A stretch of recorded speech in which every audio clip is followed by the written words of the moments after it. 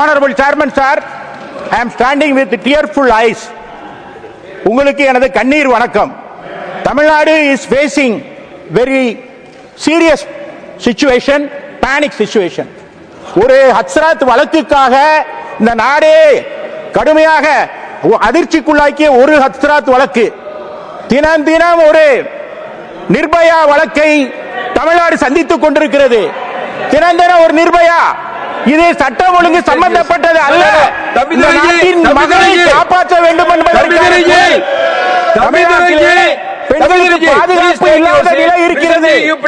ஒவ்வொரு நாளும் கடந்த 10 தினங்களில் 3 சம்பவங்கள் நடைபெற்றிருக்கிறது. 2.5 வயது குழந்தை infant raped by someone. மதுராந்தகத்திலே 14 வயது பெண் பைக்கில் சென்று கொண்டிருக்கிற போது ஒரு கும்பல் அவளை தூக்கி சென்று கற்பழித்து தெருவோரம் போட்டு விடுகிறது. சினிமாக்களில் பார்த்திருக்கலாம். அதுபோல தூத்துக்குடியில் 2 தினங்களுக்கு முன்பாக போலீசில் காவல்துறையில கம்ப்ளைண்ட் கொடுத்து கூட எடுக்காத நிலை இருக்கிறது.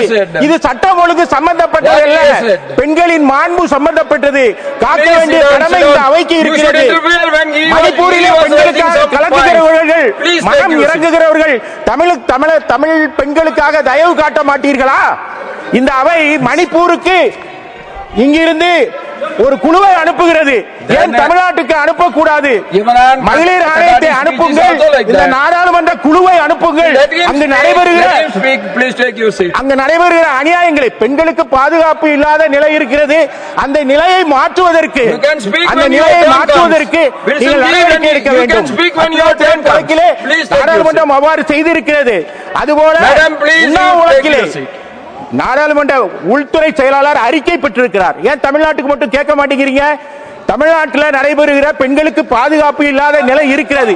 எனவே I urge the state government I urge the central government to intervene this matter, sending a team to intervene the matter, investigate the matter, file the report before the government. This is my urging, because மணிப்பூருக்கு கலங்குவீங்க, மெழுகுவர்த்தி ஏந்துவீங்க, ஆனா தமிழ் மக்களுக்கு கிடையாதா என்று கேட்டு விடைபெறுகிறேன். Let me listen to him. கண்ணீரோடு விடைபெறுகிறேன்.